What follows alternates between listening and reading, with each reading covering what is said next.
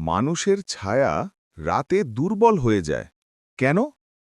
আপনার ছায়া রাতে কেন হালকা হয়ে যায় জানেন? এই রহস্যটা শাস্ত্রেও লুকিয়ে আছে। প্রাচীন শাস্ত্রে মানুষকে ছায়াপুরুষ বলা হয়েছে, কারণ আমাদের ছায়া নাকি জীবনের শক্তি ও স্থিতির প্রতিচ্ছবি। দিনে সূর্যের আলো বড়, তাই ছায়ার শক্তিও বড়। কিন্তু রাতে আলো কমে গেলে ছায়া নাকি দুর্বল হয়ে যায়, আর সেই সঙ্গে মানুষের মানসিক শক্তিও কমতে শুরু করে। এই কারণেই পুরাণে বলা আছে, রাতে সিদ্ধান্ত ভুল হওয়ার সম্ভাবনা বেশি।